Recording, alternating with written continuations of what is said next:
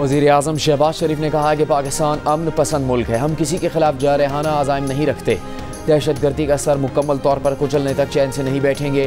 यौम दिफा की तकरीब से खिताब में कहा कि आज़ादी इजहार आइन की तय करदा हदूद क़यूद में होनी चाहिए। गाली या गोली किसी मसले का हल नहीं। पाकिस्तान की खातिर ज़ाती मफादात और ख्वाहिशात को कुर्बान करें। Army chief general Asim Munir ने कहा है कि मुल्क दुश्मनों को जहाँ पाएंगे उनकी सरकोबी करेंगे, दहशतगर्दों को जहाँ पाएंगे उनको ख़त्म करेंगे। GHQ में यौम दिफा पर यौम शुहदा की तकरीब से खिताब में कहा कि कौमी यकजहती के लिए सियासी इख्तलाफात को नफ़रतों में न ढालें, माशरती और समाजी मामलात में अखुवत, हम आहंगी, बर्दाश्त और बुर्दबारी का मुजाहरा करें। हमारा असल असासा हमारी कौम और नौजवान है।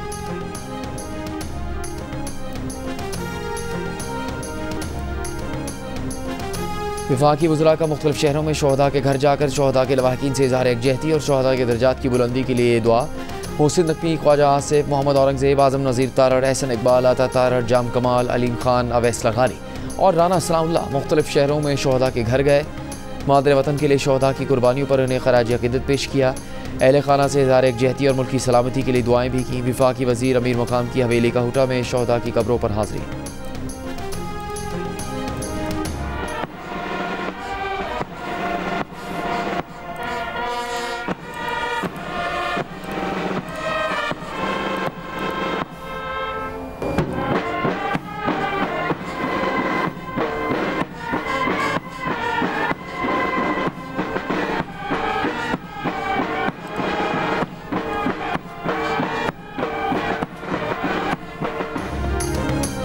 यौम दिफा पर अपने पैगाम में सदर आसिफ जरदारी ने कहा कि दुश्मन ममालिक पाकिस्तान मुखालिफ अनासर की हिमायत करके मुल्क को नुकसान पहुँचाने पर तुले हैं। मुसल्लह फ़ौज, कानून नाफिज करने वाले इदारे दहशत गर्दों को शिकस्त देने के लिए पूरी तरह तैयार हैं।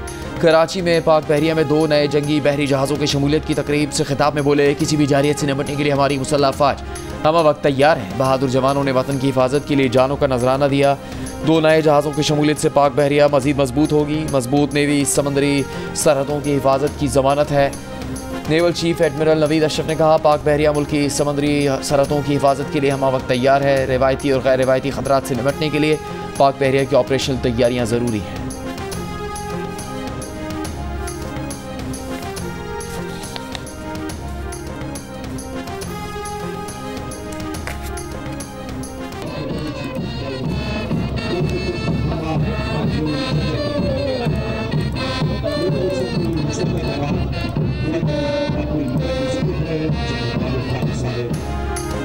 यौम दिफा पर मज़ार कायद पर गार्ड्स की तब्दीली। पाक फ़िज़ाया की असगर खान अकेडमी के कैडेट्स ने फ़राइज़ संभाले। मेहमान खुसूसी air vice marshal Shahryar Khan ने कहा कि पाकिस्तान का दिफा मजबूत हाथों में है। गवर्नर सिंध कामरान टिसोरी की मज़ार कायद पर हाज़री। कहा, कुछ लोग दुश्मन क़ुव्वतों के बयानिए को ख़रीद रहे हैं, अल्लाह इन साजिशों से महफूज रखे। कोर कमांडर कराची, तीनों मुसल्लह फ़ौज के नुमाइंदों और DG रेंजर सिंध की भी मज़ार कायद पर हाज़री और फातिहा ख्वानी। गवर्नर हाउस कराची में भी यौम दिफा की पुरवकार तकरीब। गवर्नर सिंध ने परचम कुशाई की। कामरान टिसोरी ने कहा कि जब 9 मई जैसे वाक़यात हों तो अपने शोहदा और उनके लवाहिकीन को क्या जवाब दें। खुदारा ऐसी हरकतें दोबारा ना करें, हम शोहदा का कर्ज अदा नहीं कर सकते। तकरीब में नेवी के बैंड ने शोहदा को खिराज अकीदत पेश किया।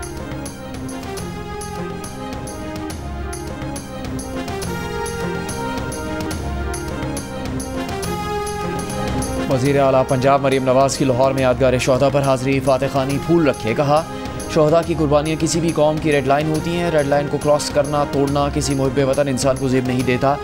शोहदा की यादगार फराना और खराज अक़ीदत पेश करना उनके लिए एजाज़ है। वो शोहदा की माओं को खुसूसन खराज तहसीन पेश करती हैं। मज़ार इकबाल पर भी यौम दिफा की तकरीब। लाहौर कैंट के शोहदा कब्रिस्तान में गाज़ियान डोगरई की यादगार पर पाक फ़ौज के दस्ते की सलामी।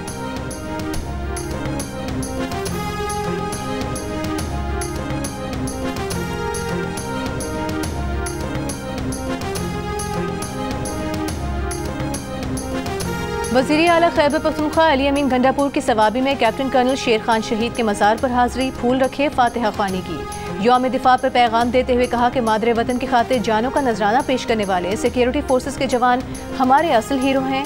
शहीदों को सलाम पेश करते हैं। दहशत गर्दी के खिलाफ जंग में सिक्योरिटी फोर्सेस ने लाजवाल कुर्बानियाँ दी। पूरी कौम सिक्योरिटी फोर्सेस के साथ है।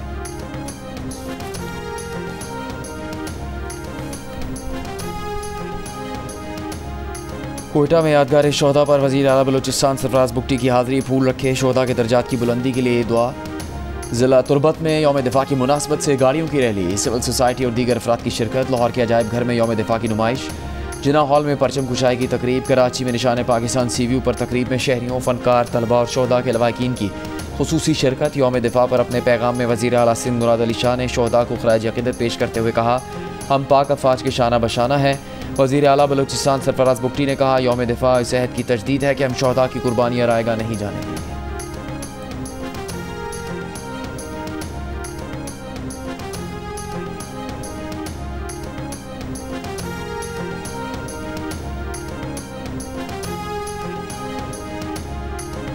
नैब तरमीम बहाल, हुकूमती अपील मंजूर। सुप्रीम कोर्ट के फैसले में कहा गया है कि मिस्टर न्याजी ने दरखास्त नेक नियति से दायर नहीं की। मिस्टर न्याजी नैब तरमीम को गैर आइनी साबित नहीं कर सके। बेशतर तरमीम के मेहमान मिस्टर न्याजी खुद थे। सुप्रीम कोर्ट ने नैब तरमीम का लदम करार देने के फैसले के खिलाफ हुकूमती अपीलें मंजूर कर लीं।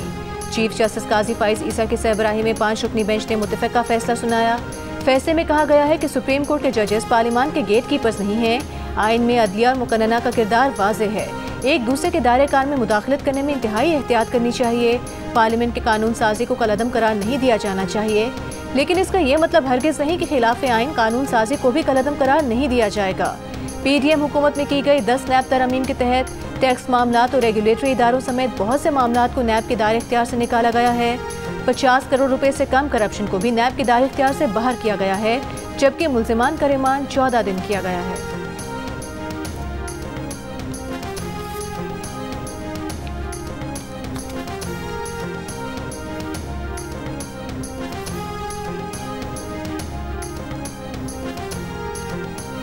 नैब तरमीम बहाल करने के फैसले में सुप्रीम कोर्ट की साबिक चीफ जस्टिस उमर अता बंदियाल और साबिक फौजी सदर परवेज़ मुशर्रफ पर भी तनकीद।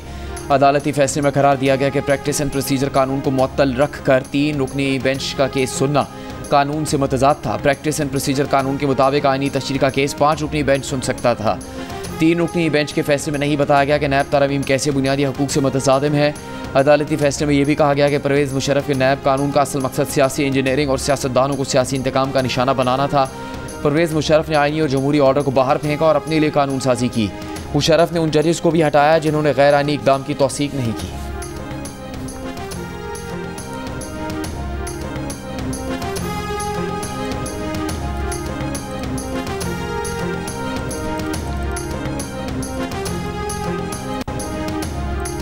और नैब तरमीम पर सुप्रीम कोर्ट के फैसले से बानी PTI पर तोशाखाना 2 का केस खत्म हो गया। तहरीक इंसाफ के चेयरमैन बैरिस्टर गौहर का दावा, प्रेस कॉन्फ्रेंस में कहा कि अब ये केस नैब के दायरे इख्तियार से बाहर है।